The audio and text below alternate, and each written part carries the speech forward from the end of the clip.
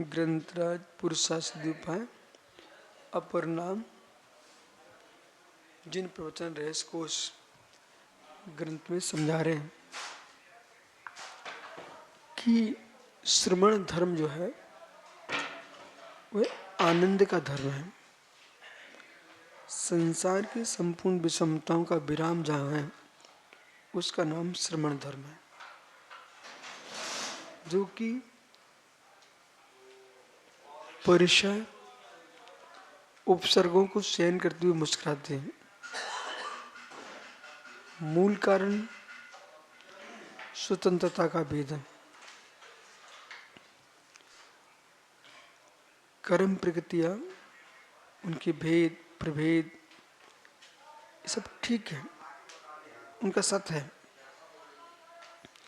सत्य है, पर आत्मा का सुसत्य नहीं है। बद्ध है पर आत्मा का स्वभाव नहीं है। अबद्ध है आत्मा स्वभाव से, पर संसार बंद शून्य भी नहीं है। जो बंध भाव है उसका वेद वेदक भाव, बंध भाव में अबंध भाव का वेद वेदक भाव, नए और उपनय से युक्त वस्तु की व्याख्या होती है। नए शून्य भी नहीं, उपनय शून्य भी वस्तु नहीं, और प्रमाण शून्य वस्तु नहीं, और प्रमाण प्रमाण के फल से शून्य भी नहीं। ऐसे वस्तु को समझता है और तपस्या कर रहा है जीव, तो उसकी दृष्टि में वस्तु स्वतंत्रता का बोध होना चाहिए, तब तपसा निर्जा की तरफ जा पाएगा। वो वस्तु स्वभाव का निर्णय नहीं है तो वो जीव बहुत सारे विकल्प, मैं कहाँ रहूं, कैसे जीऊं, क्या करूंगा, भविष्य क्या होगा। भविष्य तो कभी होता ही नहीं है, वर्तमान ही होता है, भविष्य आ जाता है। उसका भविष्य कब आएगा? जिसने गर्भाधान नहीं किया है उसके बच्चे का भविष्य क्या होगा? कोई भविष्य नहीं। जिसने मोक्ष मार्ग पर लगा ही नहीं उसके जीवन का भविष्य क्या होगा? साधना का कुछ नहीं। आज का जो वर्तमान है, आज के वर्तमान का भविष्य देखो। सुबह से शाम का भविष्य देखना प्रारंभ करो। आप सुबह से शाम का भविष्य देखना प्रारंभ करो। सुबह से शाम का भविष्य देखोगे तो कल के भविष्य का आनंद तुम्हें समझ में आएगा। सुबह के से शाम तक का जो आपका वर्तमान है उसमें तुम्हारा विचारधारा, क्रियाधारा, ज्ञान धारा, कर्म धारा सब विपरीत चल रही है, तो अब भविष्य का निर्णय कर लीजिए आप। पुण्योदय भविष्य, पुण्यद्रु भविष्य, बंद्रु भविष्य। पूर्व का द्रव बहुत प्रचंड था, उसके उदय से तुम्हारा भविष्य अच्छा अच्छा दिख रहा है, पर वर्तमान के बंध तुम कैसा कर रहे हो इस पर भी तो विचार करो। दूसरी बात, संबंधियों का बंध, कर्म का बंध, नो कर्म का बंध, सहचारियों का बंध, जिससे तुम बंधे बैठे राग से, उसमें तुम स्वतंत्रता का वेदन कब करोगे?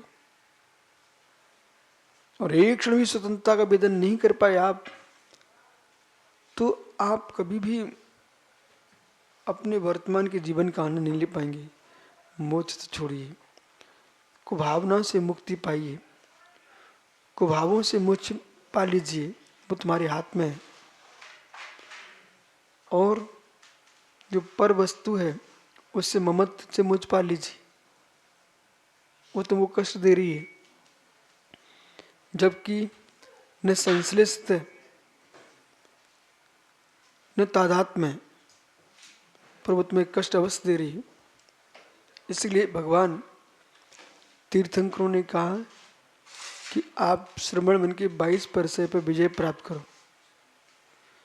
22 प्रजा पर विजय कब प्राप्त कर पाएंगे? जिनको वस्तु स्वतंत्रता का भान होगा, ज्ञान नहीं कह रहा हूं मैं, भान होगा। ज्ञान जानकारी रूप ज्ञान है आपका, जो कि मात परेशानी खड़ी करता रहता है, आनंद नहीं देता। जितने परेशान लोग हैं वे जानकारी वाले परेशान हैं। बच्चा सुंदर होना चाहिए, गोरा होना चाहिए, गोल चेहरा होना चाहिए, नाक उसकी बढ़िया सुंदर होना चाहिए, आंखें मृग जैसी होना चाहिए और स्वभाव अच्छा होना चाहिए। ये कौन बोल रहा है? जिनके बच्चा होते ही नहीं है। जिसने बच्चे को जन्म दे दिया है, अब वही जैसा है वैसा अपना पालन करेगा। तो तुम जैसे भोले जैसे लोग हैं ना, जिन्हें न पत्नी है न संतान है, ये लोग बच्चे की सलाह देते कितना सुंदर होना चाहिए, ठीक है, पर जिनके बच्चा है वो अपने पालन करता है। ऐसे जो चारित्र के बच्चे को जन्म दे चुके हैं मुनिराज, वे अपने बच्चे का पालन कर रहे हैं। अब तुम्हारे पास कुछ है ही नहीं है, माँ सलाह देती रहती हो, ठीक है। इसलिए तुम मात्र छद्मस्त शोष्मिक शब्द के ज्ञानी हो, तुम्हारे पास भान नहीं है, ज्ञान है। भान तज्जन अनुभूति के साथ होता है, तो भान नहीं है, ज्ञान है। तो ज्ञान भान दो शब्द हैं, ज्ञान भान। तो ज्ञान भान, ज्ञान का भान होना चाहिए, ठीक है, ज्ञान का भान। और उस बालक को अपने बचपने का आनंद आ रहा है, देखो कैसा चित्र देख रहा है। तो ज्ञान भान। ऐसे ही मुनिराज हैं, वे अपने संयम का पालन कर रहे हैं। अब जिनकी जितनी क्षमता है, क्षोभसम है, वीरंतरा कर्म का क्षोभसम, चारित्र मुनि कर्म का क्षोभसम, ज्ञानमणि कर्म का क्षोभसम, सेनन की अपेक्षा वे अपने हिसाब से चर्या का पालन कर रहे हैं। परंतु जो रट्टू तोते वाले जीव है ना, वे ये नहीं कह रहे कि पंचम काल में कम से कम महावीर की मुद्रा को लेकर के महावीर को उसको भुला नहीं पा रहे, ये तो काम कर रहे हैं गली गली में, पर तुम्हें तो ये दिखता है ये होना चाहिए, ये होना चाहिए, ये होना चाहिए, ये होना चाहिए। अच्छी बात है, होना चाहिए, लेकिन आप उनकी विकास की दृष्टि से कथन कर रहे हो। यथार्थ बोलिए, तुम उन्हें अच्छा देखना चाहते हो कि ज्यादा अच्छा क्या उनकी बुराई कर रहे हो? जैसे कि बहुत सारे मुनि संग हैं, वे एक दूसरे को चाहते नहीं है, तो वे कहते हैं विश्व सार को ऐसा होना चाहिए, ऐसा होना चाहिए, ऐसा होना चाहिए। तुम्हें यदि वे जो चाह रहे ना ऐसा होना चाहिए, तुम हकीकत में ऐसा चाह रहे हो कि तुम एक कह करके तुम अपनी हीन भावना को पुष्ट कर रहे हो। आपको बहुत सारे विषय सीखना चाहिए, जैसे मस्तिष्क को आगम से और नीतियों से भर देना चाहिए, पिटारा खाली नहीं छोड़ना चाहिए, पूरा मस्तिष्क तुम्हारा बिल्कुल लबालब भरा होना चाहिए। और वैराग्य तो टपकना चाहिए। वैराग्य के बल पर ही लंबे समय तक जीव दुनिया के द्वंद्वों से दूर जी सकता है। जिनके पास वैराग्य नहीं, वे पर से प्रभावित होते हैं। जो क्रिया, जो वस्तु हमारे मोक्ष मार्ग में अप्रयोजन भूत है, उसका हमें स्वप्न भी नहीं आना चाहिए। स्वप्न भी आ रहा है तो उसका प्रायश्चित करना चाहिए।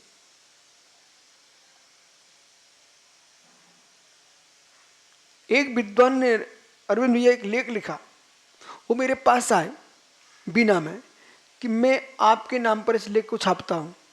मैंने कहा पंडित नहीं, हमको छपाने का भाव, मैं कोशिश करूंगा लिखने की, पर मैं झूठा नाम अपनी प्रसिद्धि चाहता नहीं हूं। मैंने पंडित जी को मना कर दिया।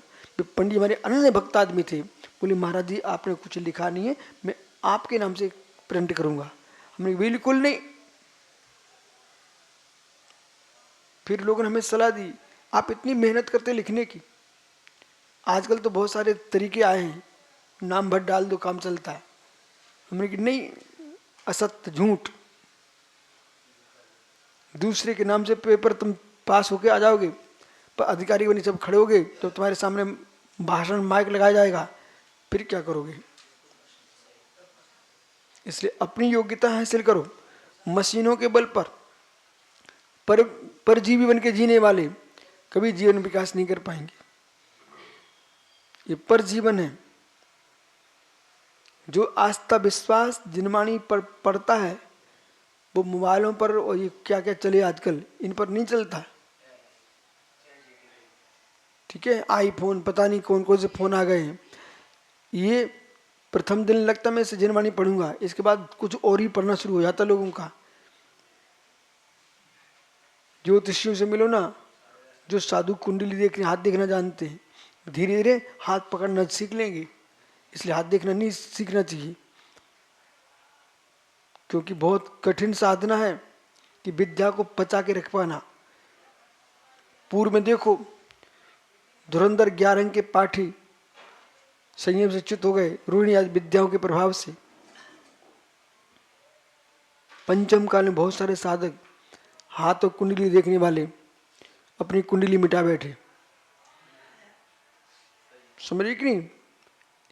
प्रत्येक समय की, हर क्षण की, आचार्यों को हर देश में, हर प्रांत में, हर सदी में क्या क्या घटना किस निमित्त से हुई है, इसका ज्ञान रखना चाहिए। इसलिए यहां पर जो कथन कर रहे इसे सुनो। ज्ञान प्राप्त करके ज्ञान को पचाना ही एक कला है और प्रज्ञा परिषद जय है। प्रज्ञा परिषद जय है। जैसे आपने जिज्ञासा प्रकट की, हम ये विद्या सीख रहे हैं, सीख लें क्या, अथवा, तो प्रज्ञा परिषद जय। निमित्तों के मिलने पर कसाय न आए, ये तुम्हारी साधना है। निमित्तों के मिलने पर मस्तिष्क में विकल्प ना आए, ये तुम्हारी साधना है। उसी के लिए समझा रहे हैं। और प्रत्येक जीव का कर्तव्य है एक दूसरे की समता में सहकारी बने।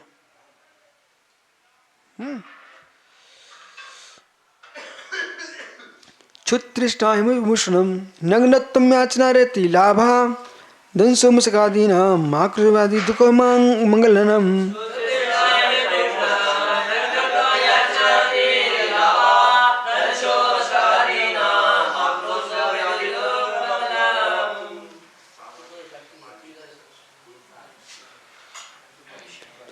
अरे विकल्प में बाद में सुनता हूं, चलो। क्षुतृष्णा, शांत बैठो। क्षुतृष्णा, विश्व बोलना नहीं। ये मुनिराजों का क्षुधा परिचय 22 परिचय की बात कर रहे हैं। क्रम क्रम से 1-2 आज समझते हैं, क्योंकि 22 पूरे नहीं सुन पाएंगे, फिर राजवार्तिक पढ़ते हैं। क्षुधा परिचय जय। गर्मी का मौसम, ठंडी का मौसम, भूख लग रही है, बादल तप रहे हैं, जमीन तप रही है, आकाश में सूर्य प्रचंड है। प्रथम ग्रास पर ही अंतर आ गया। धन्य मुनि की चर्या, धन्य मुनि की साधना। लोग दाने दाने को घर घर के द्वार पर भीख मांगते हैं। इनके हाथों में बादाम रखी थी, बादाम का हलवा रखा हुआ था। ओह, मोगरा बादामें थी, तब भी एवं मुस्कुरा के छोड़ के आ गए। धन्य मुनि की निष्प्रह वृत्ति और ईमानदारी की चर्या। नहीं तो बाल खिसका देते, तुम खिसका भी तो 50 और आ गए। तो ये सोचो कि श्रावक खड़े खड़े देख रहे हैं, भोले जैसे मोटे लोग कह रहे हैं नहीं मारा कुछ नहीं, मारा कुछ नहीं, मारा कुछ नहीं है, रेसा है रेसा। पहले ऐसे बोलेंगे, बेटा बातों में नहीं जाने इनकी। फिर और यदि तुमने कहा ठीक है रेसा है तो शुरू कर दिया, बे बाद में कहेंगे अरे दिख तो रहो तो सीधा सीधा। हम तो ऐसे ही कहेंगे, उन्हें निर्णय करना था स्वयं का। हम क्यों कहेंगे हम बदनाम होंगे, हम बदनाम हो गए, बोला गया था हार करने से अंतर आ गया। अपनी बदनामी के लिए बचना है, लेकिन निर्णय तुम्हें करना है कि वर्तमान की बदनामी और कर्म के बंद की बदनामी, 3 से तुम्हें बचना है। तो धन्य ऐसे मुनि जो कि ओहो पर घर जाए मांगत कछु नहीं, कछु भी नहीं मांगते, जैसा दे दिया वैसा ले लिया। कितनी सरलता हो। एक बार गाय को लेके जाओ तो झटका दे कि वो दूसरे खेत में घुसना चाहती। पर ये मुनिराज सच्चे भावलिंगी मुनि, जिसने प्रगान कर लिया, आप चाहे 2 किलोमीटर ले जाओ, 4 किलोमीटर ले जाओ। नागपुर में एक सरा में 3 किलोमीटर ले गया, रायपुर में 2.5 किलोमीटर ले गया। और अभी जबलपुर में कहाँ कहाँ, एक बार इंदौर में 3 किलोमीटर ले गया। ठीक है, अब विषय समझो, विषय साधन फल।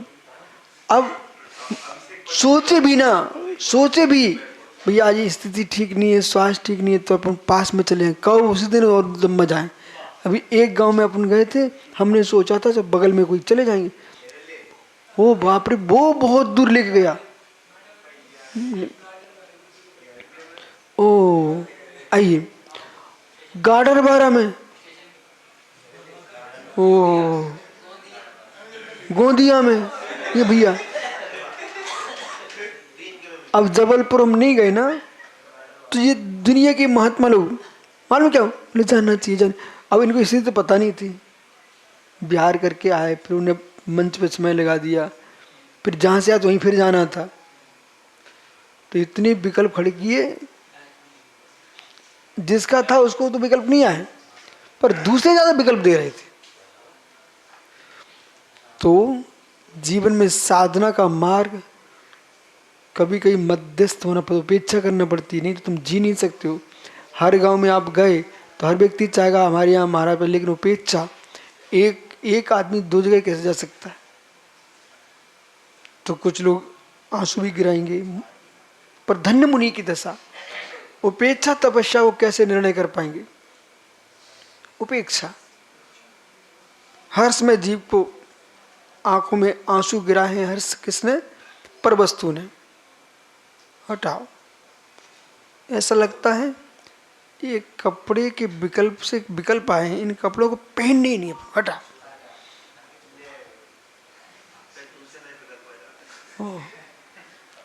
विकल्प जैसे बोले जैसे लोग हैं, ये विकल्प डालते जीवों को। एक महाराज की प्रशंसा, दूसरे की निंदा, बेचारे महाराज साधु हीन भावना में गिर जाए।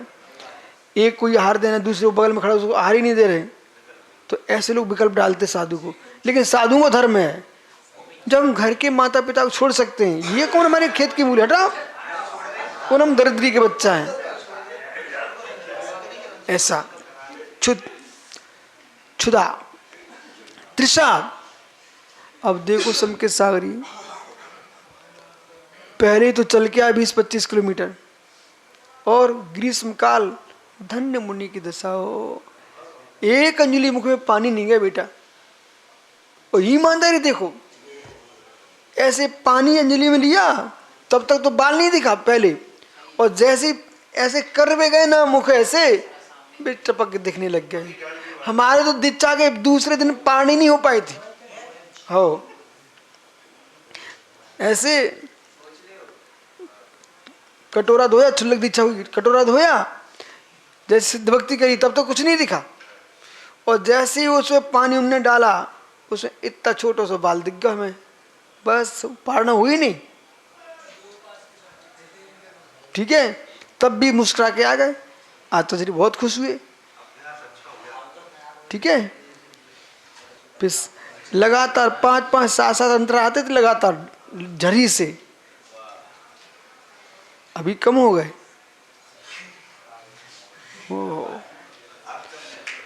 तीसरा, तो जब बहुत अंतराय आए ना, तो हमने एक अनुभव किया है, उपास करना शुरू कर दो। तो हमने क्या किया, उपास किए। जब हमने 8 दिन में अंतराय आनी है, तो उसके पहले उपास कर लो। दुर्ग के चातुर्मास में हर 8 दिन में उपास किया, अंतराय समाप्त। अरे जो कर्म ऐसे आने वाले, अपन तपस्या करो ना। तृषा दोनों में होगी, उपास में ज्यादा होगी। उपास में क्यों, हमने बुद्धिपूर्वक पहले ही निर्णय कर लिया है, लेने ही नहीं जाना हमको। उसमें निर्धारण हो गया, अनशन तप है। वो भी तप है कि सामने आई वस्तु छोड़ रहे हैं, लेकिन उपवास में ज़्यादा निर्जा है। उपवास लेना चाहिए एक दिन पहले, उससे और ज़्यादा निर्जा होती है। क्योंकि हमारा अभी से आश्रम अशुभ रुक गया, आहार संबंधी आश्रम रुक गया। कल क्या लूँगा क्या लूँगा, कि अरविंद के यहाँ जाऊँगा कि किसी और के यहाँ जाऊँगी कि शिखर के यहाँ जाऊँगा, टेंशन फ्री, कोई टेंशन नहीं। उपवास वो नहीं, वो एक अलग विषय है। तृष्णा प्यास वे मुडराज ऐसे प्रचंड सूर पर्वत चटक रहे हैं, पर उनका हृदय की गंभीरता और समता नहीं चटकती है। ऐसे मुनि को नमस्कार, कोटि कोटि प्रणाम। हिम बर्फ गिर रही है, आहा, दिल्ली जैसी ठंडी पड़ रही है, शरीर पर फुहारे की फुहारे आ रही है, तब भी मुस्कुराते मुडराज चले आ रहे। आहा, लोग हाथ सेक रहे, ताप रहे और देख रहे ये क्या चल रहा है। वे देख रहे हम पागल की ये पागल हैं, पर ज्ञानी तुम कपड़े पहने ही पागल हो, ये लोग तो ज्ञानी हैं। ओ हो हिमुष्ण हिम, तो ये शीत पर से जय उष्णम, गर्मी के मौसम में क्या थपेड़े पड़ते हैं। याद करो बनारस से प्यार किया चंद्रपुरी से, ओ कैसी लपटे थी। जहाँ पर ये इनका आचार्य का मिलन हुआ था, मिर्जापुर की गर्मी, ओ उत्तर प्रदेश में। फिर भी ये 2-3 महाराज अस्वस्थ हुए, लेकिन तब भी चलते रहे, तुम्हें निसंग सार को मानना पड़ यार। और कौन थे यहाँ, संजंत। संजंत को तो ऐसे कहो कि यमराज के हाथ से निकाल लिया हमने। हिमसु हो निर्गंथ सदैव सागर चले गए बेचारे। ये तो बालक सुबह से चिल्लाने लगे, रात में चिल्ला है। फिर वहां पर रखे थे किशमिश, हमें भाई इसको खिला दो, पानी पिला दो, ठीक हो गया उससे। देखो ध्यान रख, कभी भी शरीर में पानी की कमी पड़ जाए, कुछ बातें सीखते जाओ। वो ब्रह्मचारी था ना भाई, तो कभी भी यानी पानी शरीर में कम पड़ जाए तो आप लोग ये बात का ध्यान रखना, गर्मी के मौसम में किशमिश पे पानी पी लेना। किशमिश तुम पहले सीखो कुछ बात। अभी रोड पड़ा हुआ था पक्का, ठीक है, सीमेंट का। तो अब ये देखो शासन प्रयोग किसका करता है, जहाँ जो वस्तु होती है। कर्नाटक में जब रोड बने थे तो वहाँ पर रोड पर क्या बिका था, सुपारी के छिलके, क्योंकि पानी भरे रहते उससे वो पकते रहे। अब यहाँ सुपारी तो नहीं है, छत्तीसगढ़ में रोड पर, तो उनने चावल का धान के फेंक दिया, उसके अंदर प्यार में पानी छिपा रहता है। सुनते जाइए, प्यार में पानी नहीं थे। जहाँ नारियल होते उन्हें नारियल बिछा दिया था, जहाँ कुछ भी नहीं होता उन्हें बोरे बिछा दिए, मतलब पानी सूखे नहीं। ऐसी पेट में पानी चाहिए, टिकाना है तो आप पहले रोटी बिछा दो उसमें। हाँ, रोटी बिछ जाएगी ना तो पानी टिकेगा। और आपने जो बाटी पानी सूखती है, आगे चलिए, आपने फल लिए, फल में स्वयं पानी है, और पानी पानी 2-3 बार लहसुन का रस पिया, समाप्त। अब तुम दिन भर तड़पते रहना, ठीक है। रोटी बिछाओ। अब माना कि कोई का स्वास्थ्य खराब हो रहा है और गर्मी का मौसम है, गर्मी चल रही है, उसको किशमिश दे दो, ठीक है ना। और किशमिश में पानी रोकती, जैसे तुम किशमिश डाल दो पानी में तो फूल जाती है, उसके अंदर पानी भर गया। मुनक्का है, जहाँ तक बने किशमिश चबाओ, फिर उसमें पानी पी लो। फूली किशमिश पहले ही भर गई है तो तुम्हारा जो पानी पियोगे वो अंदर भरा रहेगा उसके अंदर, ठीक है। परंतु विवेक पूर्वक खाना किशमिश, दूसरे दिन सब पेट खाली कर देंगे।